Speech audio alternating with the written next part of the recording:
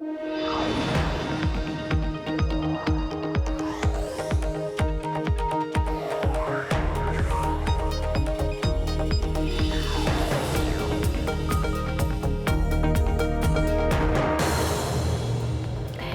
Taylor Riggs in San Francisco, in for Emily Chang, and this is Bloomberg Technology. Coming up in the next hour, Disney Plus soars. The company says it has surpassed 10 million signups since Tuesday's launch. We'll get details. Plus, Tesla's global reach. The EV automaker gets the nod from Beijing to start mass production in its China factory. This as Tesla just announced it's planting a production flag in Berlin. We'll have details. And return of the Mac. Apple introduces its 16-inch MacBook Pro, starting at $2,400, will rate its function and design. But first, to our top story. It is all about Disney. They have signed up 10 million customers in one day of launching its new streaming video platform. Disney Plus just became available yesterday in the U.S. and Canada. The strong initial interest could lead Disney hitting its target of 60 to 90 million worldwide subscribers for its new service 2 years ahead of the original 2024 goal. To discuss, we're joined by Bloomberg's Chris Palmieri. So, Chris, with the stock trading at a record high, I wonder, how much more was 10 million than what we expected? A lot more. I mean, just to put this in perspective, HBO Now, CBS All Access, ESPN Plus, the World Wrestling Network, a lot of these guys have been in business for a few years, and none of them have hit 10 million. Disney did it in a day. It's an incredible feat. And that's why you're seeing a record high. I mean, going back to 1974, this is peak Disney. So, Chris, we could say that all the technical glitches yesterday, we can shrug those off. That's what Disney was saying. It was like, look, if you only knew how many people were trying to sign up, we couldn't plan for this. Now, big question remains. They had this incredible deal with Verizon Communications of like something like 19 million customers of Verizon could access the service for a year for free. And Disney's not saying how many of those people that signed up are free customers, although the company is noting that even the free customers, Disney is getting paid a wholesale rate from Verizon. Well, and Chris, we talk about we don't know maybe where the demand is coming from, but what is driving it? Is it content or pricing? All of the above. Disney, I mean, just as they often did, just do a fantastic job of marketing. They claimed this was the biggest, what they call, synergy campaign ever. You know, they promoted it on Monday Night Football. They promoted it on ABC. They had advertisements in the hotel rooms at the theme park. Disney Radio, they had their ESPN correspondents tweeting about it. I mean, it's just all effort to get the word out. A price, $7 a month, or in some cases free. That's pretty hard to top. And then content, you know, everything from Marvel to Pixar to Star Wars. They threw it all at this service. Chris, where does Disney now sit in the streaming wars? You know, people have said that they're basically Netflix's biggest rival now, and certainly the stock market reaction today showed that. Netflix took a fall, and Disney surged, and that's what we're seeing. It's essentially Disney's become a tech stock now. It's trading not on earnings, but on the potential subscriber counts, which is the company's estimated, you know, as you said, could be 60, 90 million in 5 years. Now people are suggesting they could get that number quite a lot sooner. Bloomberg's Chris Palmieri, thanks for joining. Now to another top story that we're watching. It's all about Tesla. They're going to build an electric car factory not far from the birthplace of the internal combustion engine. Elon Musk says that he will be setting up shop in Berlin. The facility will make both cars and batteries, but probably won't be up and running until 2021. And now there's word that Beijing has given the nod to a Tesla plant in China. To discuss it all, we're joined by Bloomberg's Dana Hull. For me, the story of the day was getting that final hurdle through China. How big of a deal is that? Yeah, I mean, it was sort of the last box to check in terms of getting the permit from the Chinese government to begin assembling and producing cars locally, which is what Tesla has been trying to do all year. So, I mean, this is sort of like the last step. And China is the world's largest EV market. Is this what investors and analysts wanted to see in terms of getting that next demand, that next market? Yeah, so Tesla is a vertically integrated company, and for years they've been shipping their cars from California to markets abroad. It's hugely expensive. It's a big logistics hurdle. It makes a lot more sense for them to have local factories for local production. So they've got one in China. The next one, as you mentioned, is the one in Berlin. And yeah, I mean, I think investors are happy to see this is sort of unprecedented that the Chinese government is allowing a foreign company like Tesla to set up shop there. Well, and particularly in the midst of the trade fight, which outside technology, that sort of tends to be the big news. How is Tesla able to work with China and the Chinese government despite heightened tensions at this moment? I mean, I think they've been very shrewd in terms of navigating the political environment. Musk has a really strong China team. Robin Ren, who's one of a Tesla executive, is from Shanghai. He's gone to China several times. He appeared with Jack Ma from Alibaba. They've gone to Beijing a lot. And I mean, there hasn't really been much of a backlash yet. It'll be interesting to see how it plays out. We also mentioned the factory in Berlin. So if we know that China is the biggest market for EV, Europe potentially could be next. How big of a deal is that the factory is in Berlin? Well, it's a big deal because when you think of Europe, I mean, Germany is where all of the other automakers are. It's where the nameplate, Mercedes, Daimler, BMW, I mean, it's the heart of the automotive industry is in Germany, and it's where Tesla's supply chain is. So, I mean, this is really important from an engineering standpoint. And it's kind of like letting all the other automakers know that Tesla's really here to stay. And as, everyone else gets dragged kicking and screaming into electrification, Tesla's ready to kind of dominate. Can we see them be profitable in those overseas markets? Well, perhaps. I mean, they did record a sort of surprise profit in the third quarter. The question is always like, can they be sustainably profitable? Like, was this a one-off, or are they going to post a profit again? But I mean, clearly there's demand for the cars. I think that Tesla has even said that Europe could be stronger than North America. Analysts have said that it might be too bold to say that the U.S. market has matured, but it certainly is a much more mature market than a Europe, than a China. Would you agree? In terms of electric vehicles? Yes. Well, I think it's just that, Americans have a lot of cars and they tend to drive them for a long time. And whereas in China, you still have like a lot of people entering the middle class and buying cars for the very first time. And you have a sort of stronger incentive program in some of the European countries. There was another fascinating story out about Solar City and going through the financial documents and the testimonies and seeing sort of what a burden Solar City has been on Tesla. What's your take? Yeah, so there's just so much Tesla news every day. It's like 5 stories to talk about. So Tesla shareholders sued Tesla and its board of directors over the fact that Tesla bought Solar City 3 years ago, and this litigation has been ongoing. What's new is that these depositions were unsealed, and so Austin Carr and I dove into those, and it really just kind of shows how sort of tenuous the whole deal was. I mean, Musk really pushed for it with investors and with bankers, and the solar roof was kind of drummed up to kind of get the deal closed. Whether investors care or not remains to be seen. I mean, the stock is still doing very well, but 3 years later, it's like that was a bad deal. And now more details about how bad it was are coming out. All things Tesla. That was Bloomberg's Dana Hull. Thanks for joining. Time now for 2 other big top stories that we are following, starting with WeWork. They reported a net loss of $1.25 billion in the third quarter, eclipsing its sales and more than doubling its loss from the same period last year. The quarter coincided with a spending spree in anticipation of the initial public offering, which failed. Revenue in the quarter was up year over year. This is all according to a financial document that was presented to bondholders Wednesday and reviewed by Bloomberg. Cisco as well is reporting a big miss on Wednesday after the company released fiscal second quarter guidance that missed analyst estimates. They're citing a slowing global economy. Shares fell in after-hours trading. The company said second quarter adjusted earnings per share will be about 75 to 77 cents. The street's estimate was 79 cents. Coming up, it is the ultimate backup drive, how an Arctic bunker is preparing software for the end of the world. That's next. And if you like Bloomberg News, check us out on the radio. You can listen on the Bloomberg app, Bloomberg.com, and in the U.S. on Sirius XM. This is Bloomberg.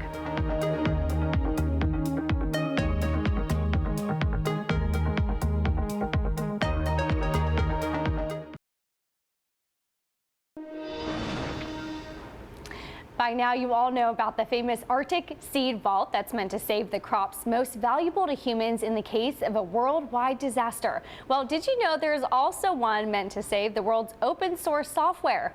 Our Ashley Vance got a peek inside the apocalyptic code bunker. So we're here in Svalbard at 78 degrees north latitude at the site of the future GitHub Arctic code vault.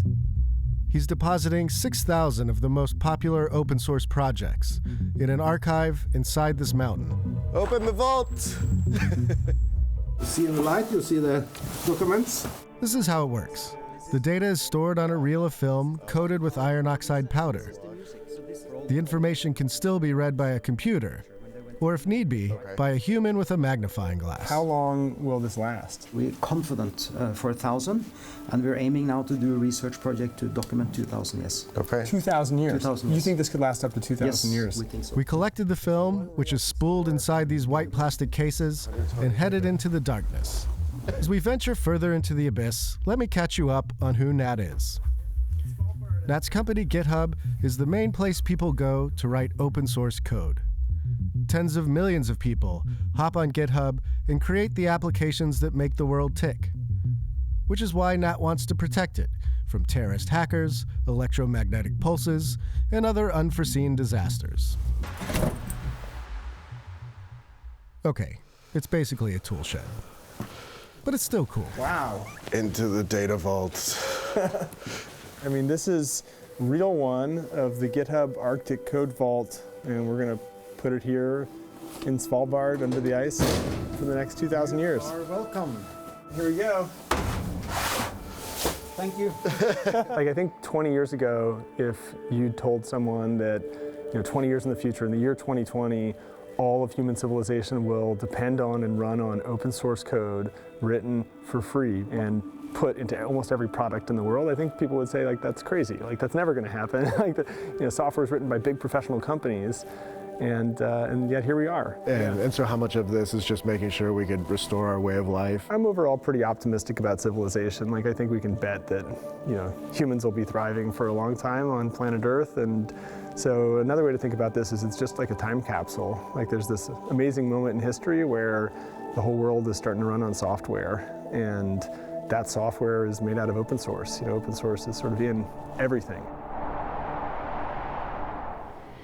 Joining me now to discuss, and a much warmer Ashley Vance of Bloomberg Business Week. Ashley, I see you didn't bring your coat today. No, it's much better here. You have to talk to me about why. Like, you described it as a tool shed. Why there? Why are they storing the open source code there? Yeah, I guess there's a couple reasons. I mean, obviously, so Svalbard is way north of Norway. It's kind of as close as you can get to the North Pole, where humans still exist. And so it's remote. There's a treaty in place that in times of war, it remains neutral. And then even on top of Svalbard being remote, you're down in this cave. So this is, it's protected from whatever existential threat you can think of, and it's just this idea of putting it in the middle of nowhere. And are they really preparing for an apocalyptic-like scenario?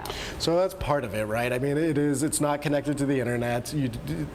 Open source code does run just about everything in the world these days, so it's kind of good to have this backup. But it was kind of marking this moment in time of how far open source software has come, and just this idea that humanity has gotten together to do this great collective effort, and so part of it's just an archive like you would do for a library or something like that. And what are they hoping to use the archive for? Are they hoping that 100 years from now, 2,000 years from now, they'll look back and be able to use what we've done today? I mean, you could, right? So it's on this film, and if there was something horrible that happened, you don't actually need a computer to read it. I mean, you could just sit there with a magnifying glass or analog technology and read the code, and you could restore it. But I think, a lot of it is just the symbolism of there was this moment in time when humans did this thing. I want to talk about this fundamental idea of open source. So GitHub, as we know, championed this idea of open source. They're owned by Microsoft, which you think of as a patent-loving capitalist company. Also then touting open source. Where is that tension in your story? Yeah, well, so as somebody who's covered open source for 20 years, Microsoft bought GitHub last year for $7.5 billion. So to a lot of the people who are hardcore open source zealots, this was like, in some ways, the worst thing that could happen, or at least the most surprising thing that could happen. Since Satya Nadella has taken over Microsoft, they've changed a lot. They interoperate with all kinds of things. They've embraced open source in a purely like cynical manner. This lets them see, this gives them access to all the world's best and brightest open source developers, which was like an audience they didn't really tap before. It was interesting in your article, Nate Friedman as well came out and said that he would consider himself successful if they created sort of a new type of middle class when it comes to open source software. What does he mean by that? Yeah, so there is still, if you work on a big open source project, say Android or Linux or something like that, you probably get paid by Google or IBM or Intel, one of these companies that cares about it, and you do fine. But there's this whole group of coders who are essentially hobbyists, and they make software that we all depend on. We just don't know about it, and there's no real system in place to get them paid very well, either by companies or by like personal patrons. And so GitHub is trying to move to this kind of sponsor model where you could support a developer and actually let them do this full time. What is the feeling about open source? Because you talk about how it's not publicly funded, but everyone can participate. And yet you have big tech companies like Google, Facebook, Amazon that have now used all of that to track us. So really, it isn't free. What is that tension? Yeah, this is what I got into in my story is, there's this great irony, right? Is that open source software started out as this rebellion against Microsoft. It was about freedom of intellectual property and the freedom to do with technology what you want. It just so happens that whether it's Google, Amazon, Facebook, their entire infrastructure runs on open source, and this has kind of been flipped on its head to monitor people, and so it's kind of the underside of the story. And was it freezing? It was incredibly cold, but I had some nice huskies to keep me warm. Bloomberg's Ashley Vance, thank you so much for joining us. And coming up, we discuss the state of enterprise software networking and security with the CEO of Juniper Networks. Our conversation with Rami Rahim, he's next. And Bloomberg Technology is live streaming on Twitter. Check us out at Technology. Be sure to follow our global breaking news network at TikTok on Twitter. This is Bloomberg.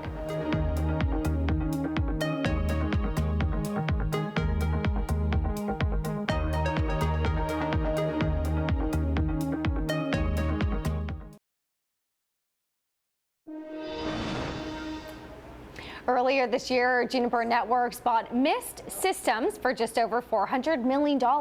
This was done with the goal of bringing AI into the Internet of Things space. And the company is wrapping up its 5th annual Next Work Summit in Las Vegas, which is where CEO Rami Rahim joins us from. Rami, congratulations on the summit. And I want to talk about some of the announcements you're making, particularly within security intel. What are you hoping to achieve with that? Yes, security is absolutely top of mind for pretty much all of our customers, CEOs, CIOs, boards of directors.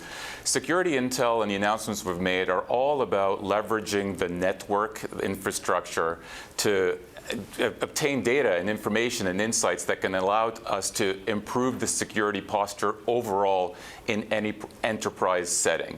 The one thing that every malware cybersecurity attack has in common is that it needs to traverse a network to do its dirty work, and we can leverage that as a tool to prevent the bad guys from doing the harm that they typically do. So last month, when you came out with your earnings, you cut your 4th quarter revenue guidance. What was driving that? Yeah, we actually had a great Q3 in that we saw significant growth in our enterprise business at 8% year over year. We saw good growth in cloud at 6% year over year. Security was over 22% year over year, so we're really proud of that. In the telco space, the telco is a challenging market overall for ourselves and for our peers, so we're being a little bit cautious going into the Q4 timeframe, particularly for that reason. So we did guide to year-over-year growth, modest year-over-year growth, but we are a bit cautious primarily because of the dynamics in the telco space. And one of your peers, Cisco, came out with earnings today. They're citing a slowing global economy. They're citing perhaps a little bit of a slowdown in enterprise IT spending. How do you view that enterprise IT spend? Yeah, we saw a little bit of weakness in terms of some of the orders near the end of the Q3 quarter for us, primarily because some of this, there is a little bit of a, let's say, more caution in how CIOs and CTOs are making decisions about their IT infrastructure investments. That being said, we're a relatively smaller player in the enterprise segment. We have plenty of room to grow. Honestly, I've never felt better about the technology offerings that we have in the market today. And I believe that even in the face of some softening in the macro environment, we can do very well going forward. And with the Mist acquisition, when can we see that pull in demand to the rest of your enterprise product portfolio? Yeah, like you said, I'm actually in our customer and partner event here in Las Vegas. The excitement level from our customers and our partners about the Mist technology, honestly, is off the charts. If you think about an analogy of self-driving car, just like there is this need for a self-driving car in the market today, there is also a need and a drive towards a network that drives itself, that runs itself, that provides a really superior end user experience. And Mist brings all of that to bear into the enterprise market through its AI technology. And we're taking that technology and applying it across our entire enterprise portfolio in the company. Tremendous excitement. We're seeing great momentum. I think it'll start to meaningfully add to our revenue in next year, in 2020.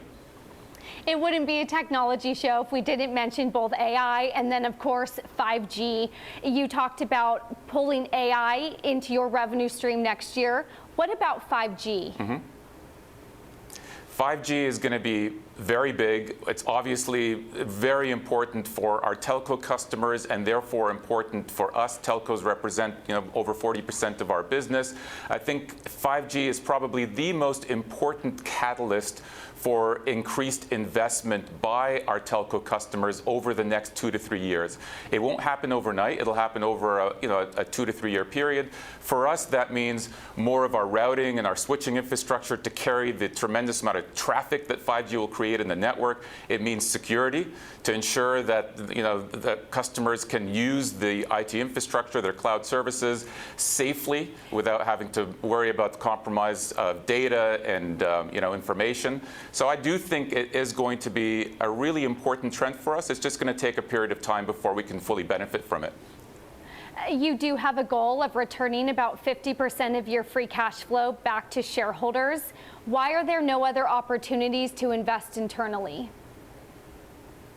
Well, fortunately, even with that goal of 50% of free cash flow returned through dividends and buybacks, we have a very healthy balance sheet that we can leverage for making acquisitions, similar value-creating acquisitions such as the one we just did with Mist.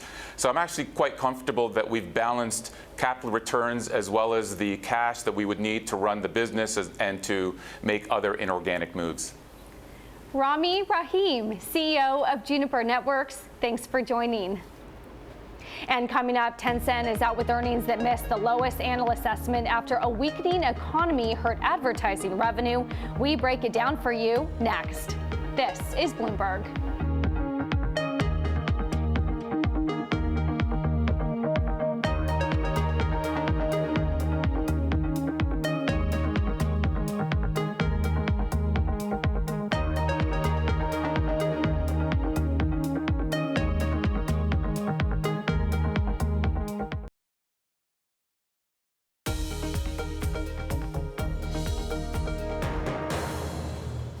This is Bloomberg Technology Global Link, where we now join Bloomberg Daybreak Australia to bring you the latest in global tech news.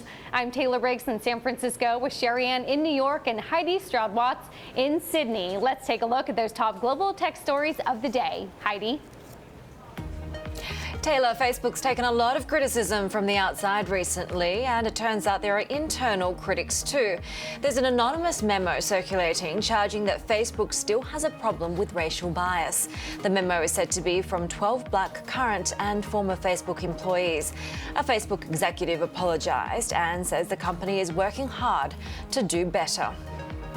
Google reportedly will be the next big tech company to get into finance. According to Dow Jones, the search giant will offer checking accounts to consumers. The project will be rolled out next year.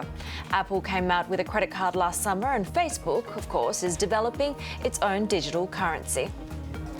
And Alibaba hopes to raise more than $11 billion in its Hong Kong listing. Asia's largest company confirmed it's filed a listing application with the Hong Kong Exchange. Alibaba is already listed in New York. Still, the share sale is a big win for Hong Kong. The city's exchange will now allow dual-class shares after resisting such a change for a decade. And those are your top global tech stories that we're watching. Sherry. Heidi, thank you. It's getting harder to believe in Tencent's comeback. The Chinese social media giant's profit plummeted 13% last quarter, worse than the most pessimistic analysts anticipated. That comes after an economic downturn, depressed advertising, and prompted charges within its huge portfolio of investments. To discuss, we're joined now by Bloomberg's Selena Wang in Beijing. Selena, really? Tencent can't get a break. What happened? Sherry, that's right. We were expecting 2019 to be the turnaround year after a rough 2018 that said months of freezes for its most profitable games. But instead, we're seeing weakness in many of its key sectors. For one, profit plunge, costs rose as you saw increasing expensive payments for expensive content. Then you also had a 90% drop in one-time gains. That's from the drop in charges for the increasing charges for many of its investments. It has a vast portfolio of investments. That includes companies like NIO that it's made a big bet on that has been dealing with financial troubles. It's an electric vehicle company. Now, on top of that, you have this economic downturn in China that has really put pressures on marketers who have cut back spending. It's also dealing with increased competition from the likes of ByteDance. It's also had delays for some of its media content. Its gaming unit also hasn't grown quite as quickly as analysts were hoping. You're also seeing them face continued regulatory headwinds, with the Chinese government considering putting gaming limits on teenagers, which is an important demographic for Tencent. Selena, what is the future headwind coming from the potential suspension of the NBA games? Now, you heard President Martin Lau saying that he doesn't expect there to be a long-term effect of this, that he hopes the problem will solve itself, but doesn't provide a lot of details on how this is going to play out. The context here is that Tencent has a $1.5 billion deal to exclusively stream NBA games, and at stake here are billions of dollars in advertising and subscription revenue. And since that temporary suspension of NBA games after the fallout between China and the NBA with that very controversial tweet from Houston Rockets general manager Daryl Morey, the entire relationship between Tencent and the NBA are in question here. Tencent had built its entire strategy around becoming a go-to destination for online content, streaming content. NBA was a very important part of that. And though they have started streaming some games played outside of China, it's still unclear what the timeline is going to be like, if there's going to be future suspensions as well. Okay, Selena, so we got all of the bad news, and there were a lot of them out of the way. Tell us, what are the bright spots here? Investors are bullish on the future of its fintech and business services unit. You saw strong growth in cloud. You saw strong growth in payments. They're also making a big bet on turning its popular PC games into mobile smartphone games. They've had great success with that for Call of Duty. On top of that, they're hoping to offset some of the regulatory challenges at home by churning out their most popular titles for international audiences. So they do have many areas that they're hoping can offset the challenges at home, but it's unclear if they're going to play out. But we're hoping for a better fourth quarter than third quarter. Has Alibaba now cemented its lead over Tencent? Well, if you look at the market share, the market value, there is a huge win that Alibaba is making over Tencent from an investor perspective. And if you look at the stock markets, and part of that is because of the different regulatory headwinds that these two companies are facing. As I mentioned, Tencent is dealing with regulatory issues on its media, gaming business lines, whereas Alibaba, on the other hand, has been outpacing overall e-commerce and retail consumption in China. They are able to weather this economic storm in China and actually come out on top. We saw them report very strong quarterly quarterly earnings, and also they reported blowout $38 billion, a record singles day sales. So very divergent pictures for these two companies, but it's not all because of the management capabilities. A lot of it is because of macro headwinds that are out of these companies' control, but certainly the regulatory headwinds for Tencent are causing investors to be very cautious. Bloomberg's Selena Wang, thank you for joining us. We'll have much more coming up next. This is Bloomberg.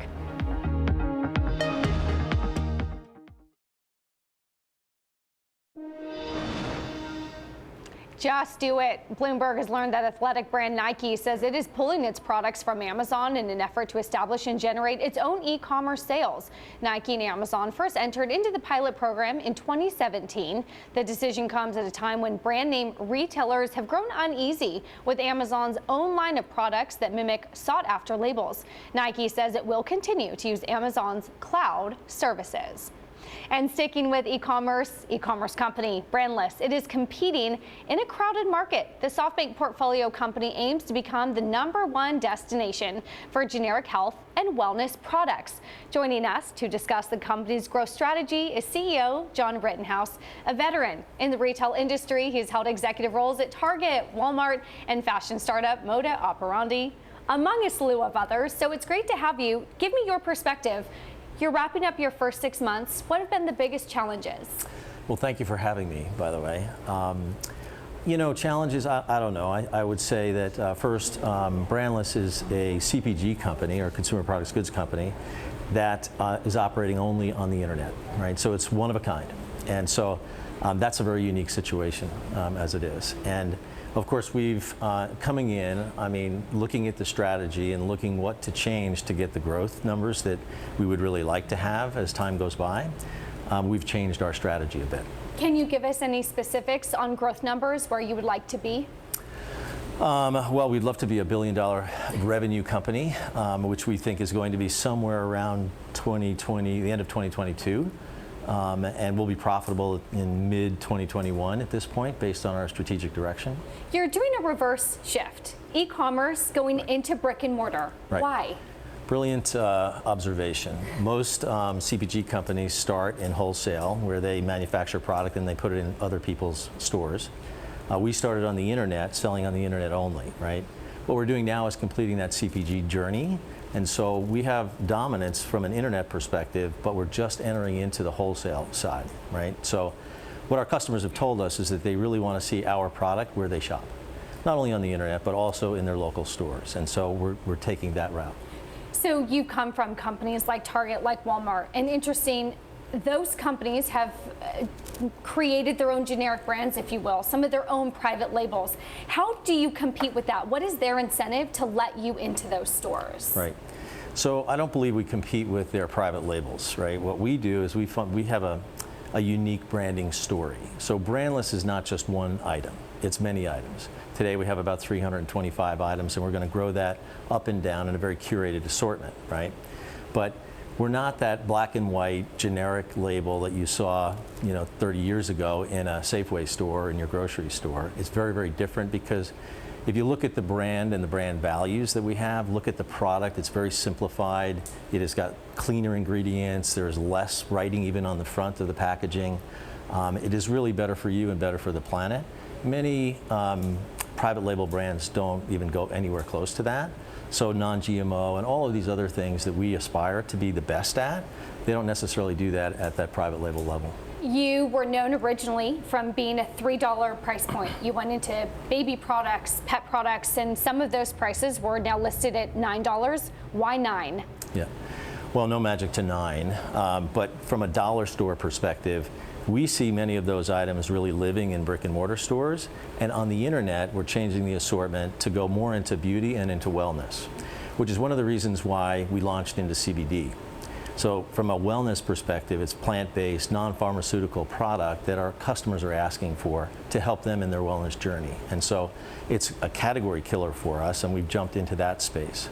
So I think some of the lesser priced items you'll see in brick and mortar stores, and many more of these other types of items, beauty, wellness, CBD, and otherwise, will be present on the internet.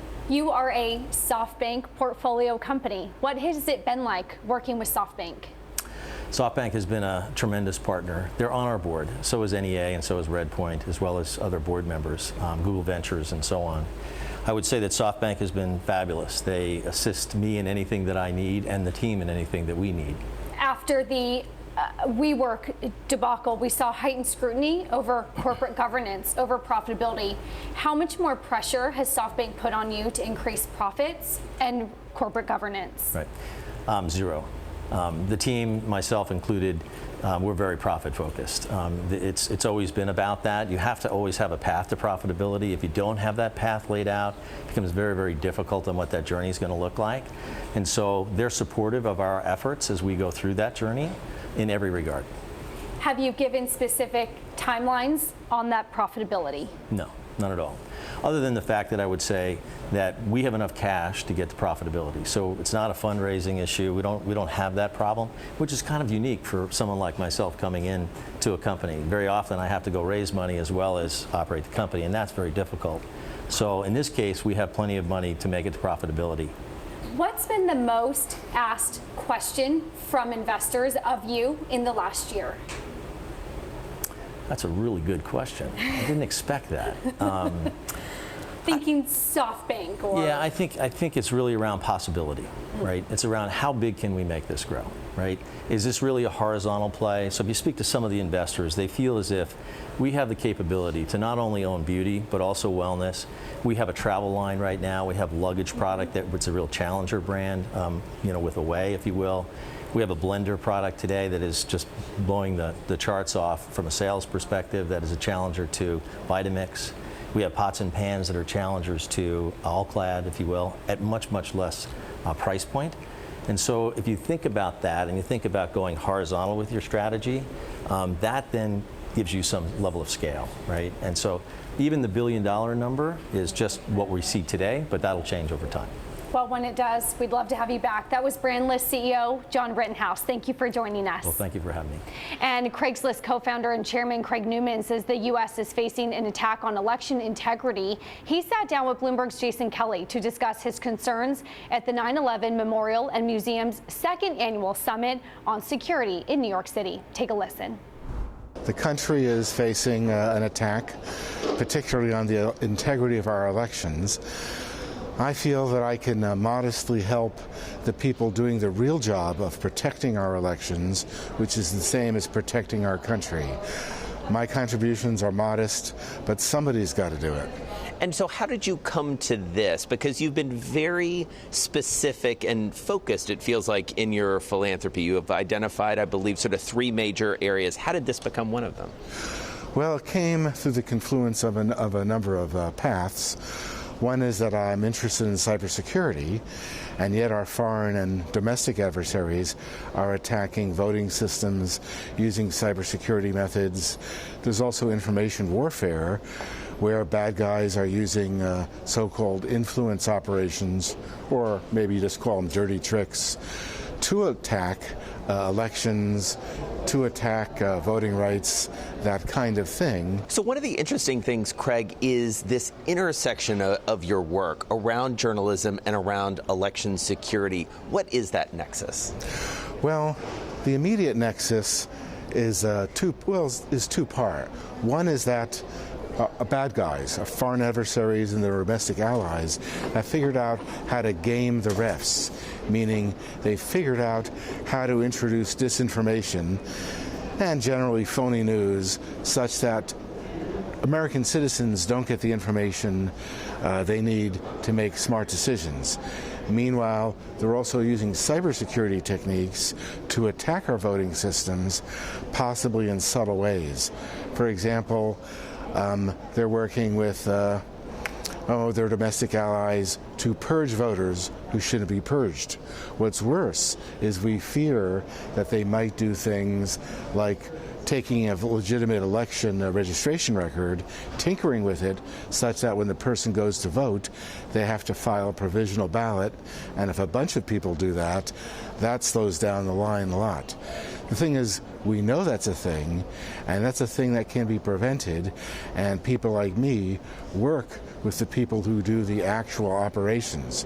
Again, my contributions are small. I get people to talk to each other and help out. That's not a big thing in itself, but a nerd's got to do what a nerd's got to do.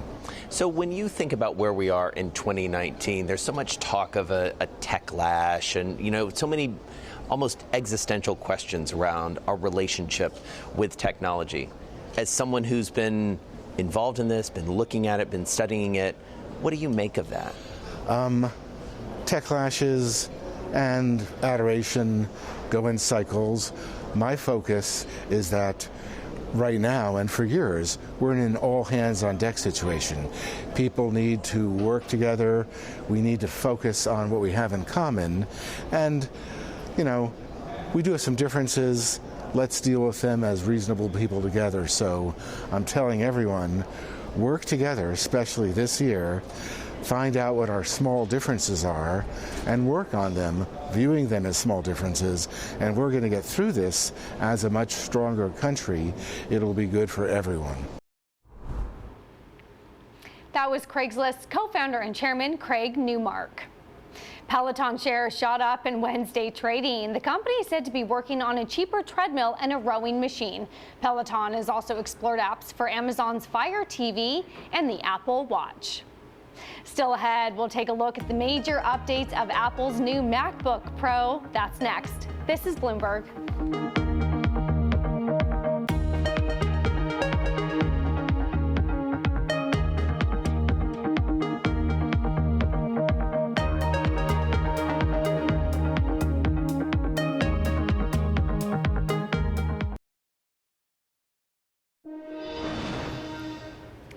Facebook says it removed nearly 2 billion fake accounts last quarter. The social network added that in the last 6 months, it took down 11.5 million posts of child exploitation, including child pornography. The posts violated content policies across Facebook and Instagram. Other posts removed included terrorism content, hate speech, and drug sales.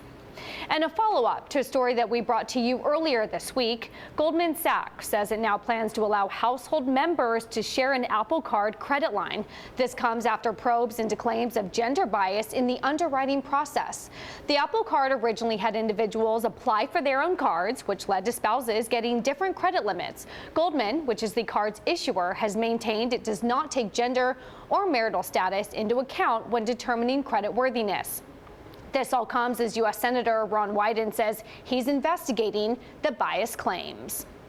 And Apple introduced its first major update to the MacBook Pro laptop in 3 years on Wednesday. The new laptop will come with a slightly larger 16-inch screen and improved keyboard.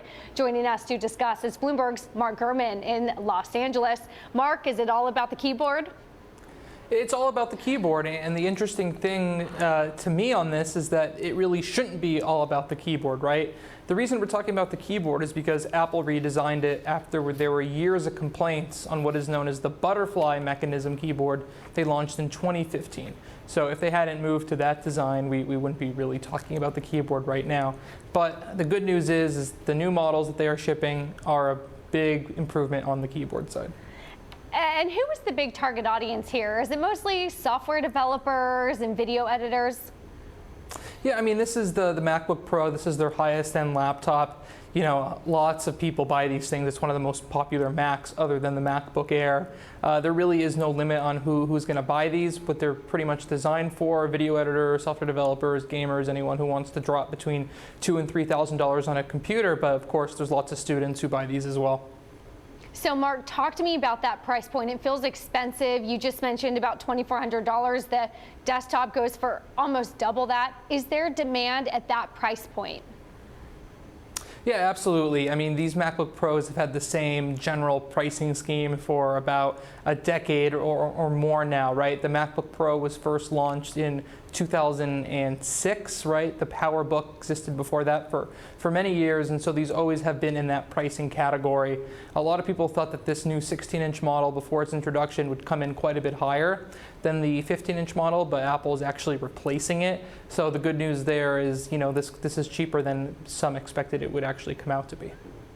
And where does the MacBook fit into Apple's overall revenue strategy and product strategy?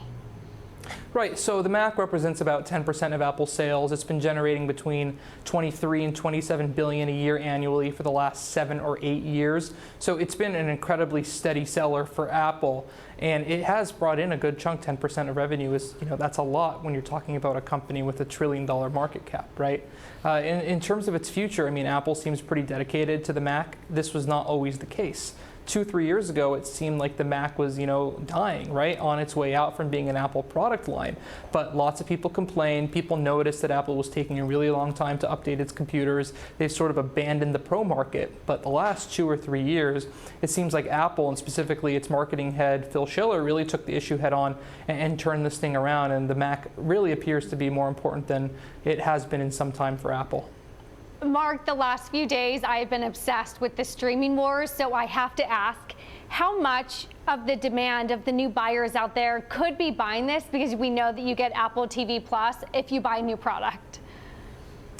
Yeah, that's a good question. I mean, to be totally honest with you, I don't really think anyone is going to buy the new MacBook Pro just to get that free year, right? I mean, we're talking about a $2,300 machine, and then TV Plus is $5 a month, and if you're going to be subscribing to TV Plus, chances are you're an early adopter who already bought an iPhone or something more recently too. So I mean, maybe a few people, maybe you, Taylor, but to be honest, I don't think most people. Mark, you know me. I am not going to be going out and buying a huge expensive computer at that price point. That was Bloomberg's Mark Gurman. Thank you for joining us. And that does it for this edition of Bloomberg Technology. And Bloomberg Technology is live streaming on Twitter. Check us out at Technology, and be sure to follow our global breaking news network at TikTok on Twitter. This is Bloomberg.